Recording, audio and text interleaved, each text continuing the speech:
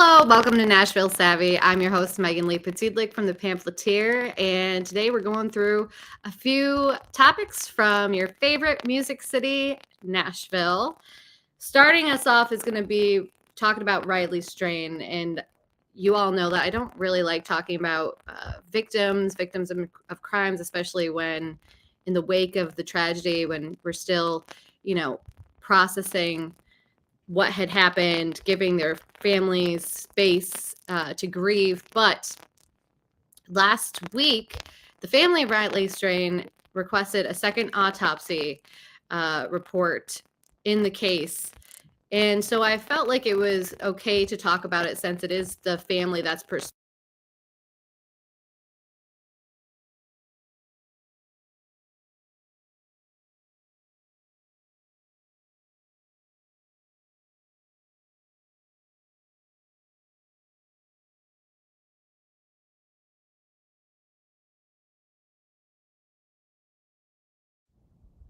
I think I'm back, pursuing this second autopsy report. And as you may recall, the police they are saying that there's no foul play in the case. There's also been a lot of questions surrounding the case. It took a couple weeks to find Riley. In the meantime, we also found other bodies in the river, in the Cumberland River, where eventually they did find Riley Strain. So I just wanted to take a quick look at the second autopsy. So some of the things that came up that were perhaps questionable were, one, the amount of water in Riley Strain's lungs, and then also the missing pants and I believe it was shoes when they found Riley. He was missing his pants and his shoes. And so now a whole new box of worms is opened up, given that the family is requesting the second autopsy. According to the latest statements by Metro, they're still saying that there is no foul play, there's no trauma. That's what the spokesperson for MMPD, Don Aaron, said. Also, Dr. Michael Baden, who is a pathologist, came out and also basically confirmed that there's no evidence of any foul play because there's no actual markings on the body that would say that it might be related to trauma or anything like that. He also addressed the water in the lungs of the body, saying that it's hard to determine how much water was actually in the lungs at the time of somebody's death, especially if that person was in the water for 2 weeks. And so it's very inconclusive. So even if they did find little water in the lungs, it really doesn't have any bearing to negate that that's the cause of death, because the water fluctuates over time, what's within the tissues. I don't like talking about it, obviously, because we're talking about a person, but just give you a very cold, calculated account of these people who are coming out and saying this stuff. Also, Dr. Baden said that, the removal of the clothing could have happened as the body was traveling down the river. That doesn't account for the bank card that was found on the Cumberland River. We saw reports of that. It was some TikTokers who found Riley's bank account card on the shore of the Cumberland. And I just want to point, since we're in this weird span of time where there's a lot of conspiracy theories out there, but I feel like it's fueled because there's a lot of questioning. There's a lot of questioning of authority. There's a lot of questioning of whether people are telling the truth, the people who are in authority to do so, how they've been covering this case.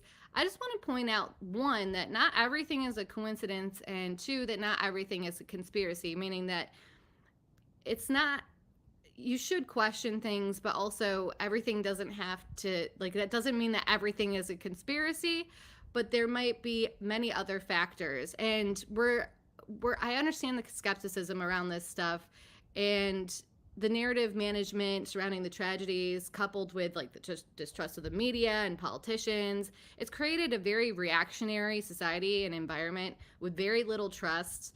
And it feels like it's buy into the experts or you're a conspiracy theorist. And this is where these conversations, they feel like you can't actually have them. But I wanted to point to the bank card being found on the embankment, and I really want to point more towards how this was covered and handled by not just the media, but these politicians and other experts in the field and these people who are working on the case, because I think that we don't know what happened to Riley Strain exactly, and they're still investigating, the remaining hours of his life and seeing what really led up to this tragedy. But we can look at how everything was framed, how things were shared. When we go back to this bank card, I want to point out that this was covered on the news. It was covered by Fox 2, and they had a reporter go down to the river where this bank card was found. When the reporter got down to the river and they're, streaming in live on television, they say, oh, look at this embankment. It's filled with lots of debris and lots of trash, so we might be able to find some more things here. That part of the riverbank is clearly, in this video, a homeless encampment. They don't say homeless encampment, but it's clearly a homeless encampment. The pamphleteer went down to look at the actual area in person just to double check. And there are signs that say be aware of dogs.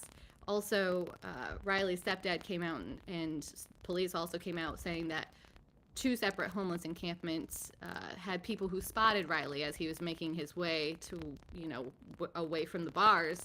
So it is interesting that they specifically did not mention that the card was found in a homeless encampment. And it's interesting that there's no foul play, yet a bank card was found in a homeless encampment. So at what point did that bank card end up in that area, basically? So there are still questions, but we also have to look at it. Okay, hold on one second. We're having issues with sound, apparently.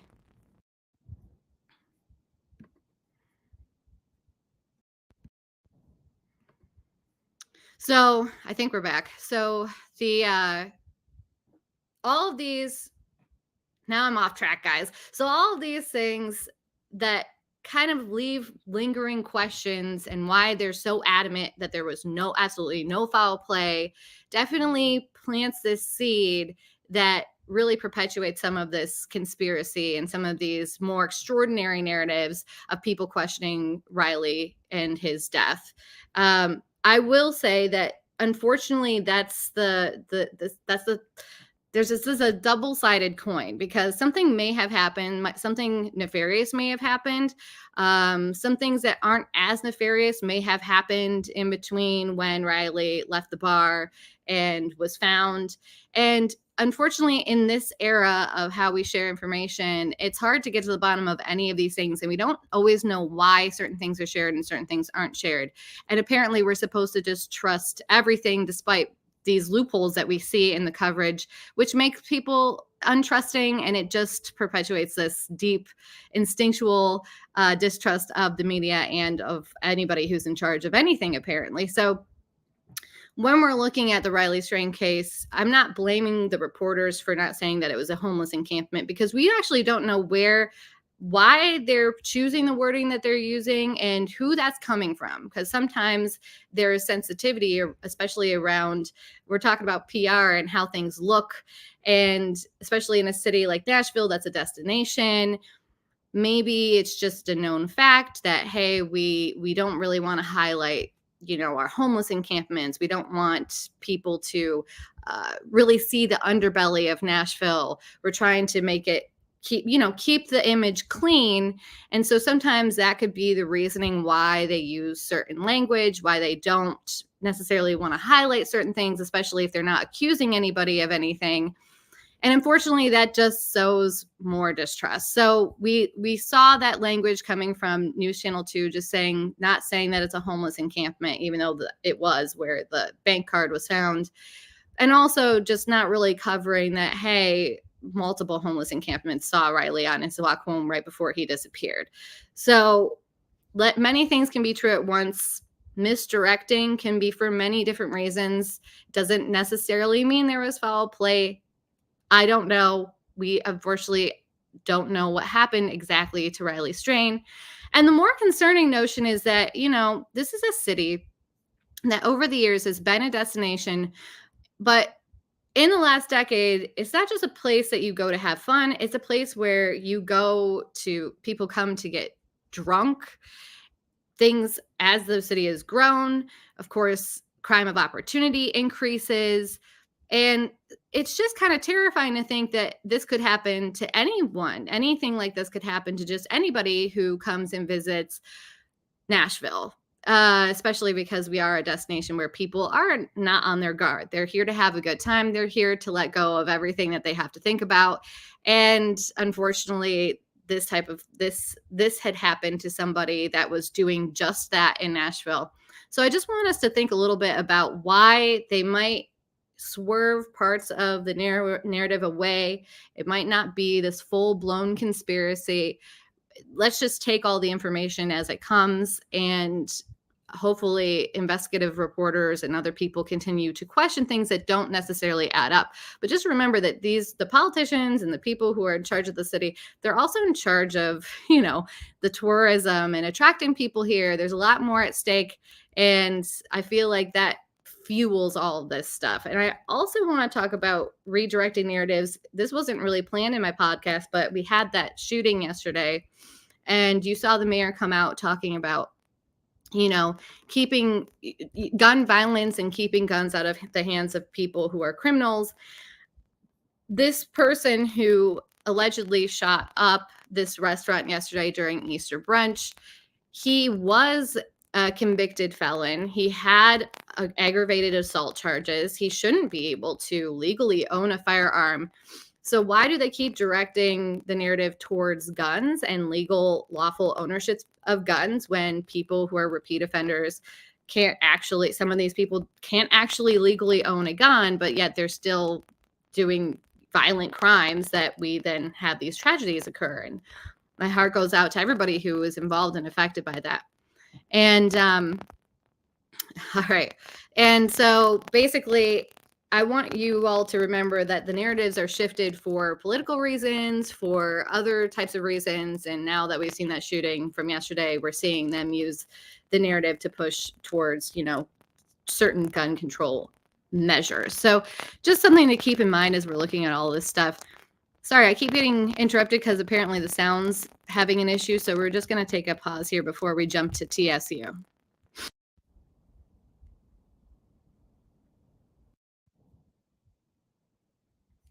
All right, hopefully we're back. I can't really tell, but it gets me off my game when we're doing the podcast because of these connections issues. So hopefully I could figure this out. The TSU had a mass replacement last week. So it all happened within a span of 24 hours. In fact, it all happened in like 8.5 hours. So what happened was, in the morning, the comptroller released 3 published audits of TSU.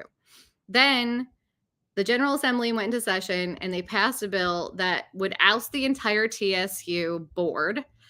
Then the governor signed that into law. Then the governor swiftly replaced all 8 of the TSU board members by dinner time. So this was planned and orchestrated based off of a lot of the issues that we've been seeing with TSU. And I'm going to get into a few of those actually, because when you look at the audits, it becomes very clear. Mind you, they're in the process of replacing the president of TSU. They're in the final round of interviews for a new president to replace Glenda Glover, who is the president of TSU. So now this new board is going to be in charge of, I guess, picking the president. I don't know if they're going to go with, they've already eliminated a lot of candidates. I don't know what the board is going to do, if they're going to keep going with a process that has already been being fulfilled by the old board, or if they're going to change it up. Not really certain. We have yet to see that. But let's look at the audits and what they found between 2019 and 2023. So the president actually gave herself a pay bump without it being approved. So she increased her contracted salary by $32,640. This was before it was actually approved. So she received it before it was approved. Also, another thing that the audits revealed were that student scholarships increased by almost 250% from 2020, fiscal year 2020 to fiscal year 2023. They went from $22.1 million to $55.5 million, and the audit revealed that this is just absolutely unsustainable to increase the student scholarships this much. Also, the university didn't have the supporting documentation or the criteria for a lot of these scholarships that were awarded. So they don't even have the documents that these people deserve to get this money. There's also discrepancies about $4,000 in transactions that TSU paid for that were unsustainable by the university business standards. And then a bunch of students had unpaid balances and were allowed to re-enroll. So TSU failed to charge a minimum of $1.46 million in tuition and fees for students registered in graduate classes. So those are just some of the things that those audits revealed. There was a lot. Those audits were very, very long. But yes, we see a whole new TSU board. It's kind of a contentious topic at this point that they ousted the entire board and didn't keep anybody who is existing on the board. But we will see what happens going forward as TSU kind of pulls itself back together after what happened last week. Moving on to our last topic, which is Metro. So this week, Metro City Council is meeting for council meeting tomorrow night. We're going to see a few things. Speaking of TSU, there is going to be a resolution opposing the legislation to vacate the state university's board. This is just, resolutions. They don't do anything. They're just making a statement. So the city council is just saying, like, we didn't like that you guys did this, and they're going to I'm assuming that they'll have enough votes to pass this resolution that just says, we don't like that you guys did that. Another resolution that we're going to see is actually in support of the General Assembly. It's going to be in support of House Bill 2814 and Senate Bill 2710. These bills are just bills that make it a felony if you were caught drag racing. And this is supported by many council members who deal with this problem directly. Drag racing has become a big issue in certain areas of Nashville. It's very dangerous. Roads get shut down. We see initiatives happening on certain weekends where Metro PD actually sends out a bunch of units, and also they have aviation, like air. I'm assuming it's what do you call those things? Drones that they send out to kind of look and see if races are being set up on certain roads. So that is a resolution that the council may pass as well, but it's actually in support of something that the General Assembly is doing about drag racing. We also seeing quite a few rules changes. So Sandra Sepulveda and a couple other members have proposed a few rule changes, which we don't see very often, and I always have to wonder what's going on when I see them. I think there was 4 on the agenda. One of them being that a lot of them had to do with the nominees for different positions on boards and committees and the process about going before the Rules Committee. Mostly having to do with giving the committee and the council a little bit more time to review the questionnaires that these nominees fill out, which I think is a good thing. We should give our council members more time to decide how they want to vote as far as appointments go, and actually knowing who these people are before they rush them into a position. We've seen a lot of people leaving different commissions, board positions, all sorts of stuff in Metro City Council, and a lot of quick replacements.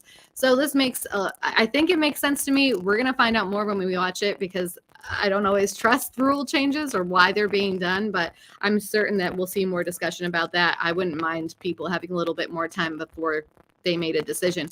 Of course, the flip side of this is that these questionnaires, something that was proposed about these questionnaires back in the beginning of the year was that the council should be able to look at different, I guess they would be like nominees who may be appointed. They should be able to look at their social media and determine whether they like this person or not based off of, what they say on social media. So it's a double-edged sword as far as that goes. But I think that extending the vetting process and not just pushing people through, giving people time to really know what they're voting on in the council is always a good thing. Another rule change that is being proposed is that during the community, I guess you call it what do you call that now? The public comment period. So there's hearings that go on for certain bills that are very lengthy. They'll hear anybody who has an opinion on certain bills. Hold on one second.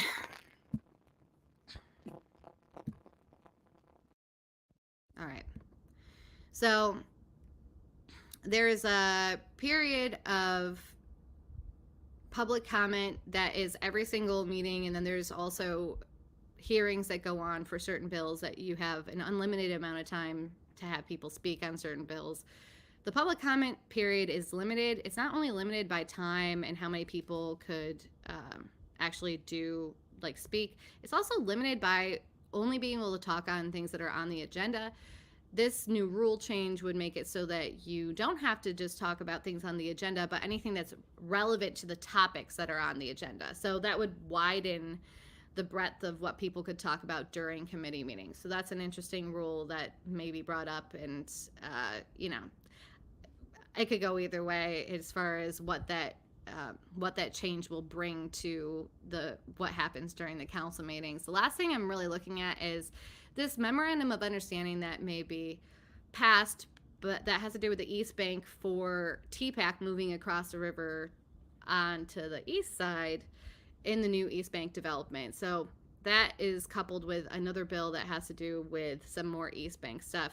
We are going to see some of the Nest bills, not really the most contentious of the Nest bills, just some of the zoning changes that we've talked about that are not as detrimental or that wouldn't change the zoning code as drastically as some of the bills that were proposed in Nest earlier this year that would make sweeping changes across the county.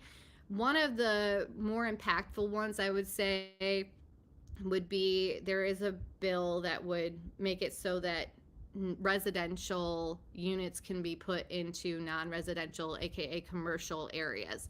So if you see a little area that has all these shops and stuff, that you can now put residential units there as well, depending on there were a couple different things that you could do, duplexes and such. So that's the most impactful one. It's obviously not a contentious one, but all right. Well, I've been thrown off multiple times again by whatever our sound issues are with the podcast. So hopefully that was that made as much sense as it possibly could. I do want to encourage people to get on your calendars that the eclipse is coming next week.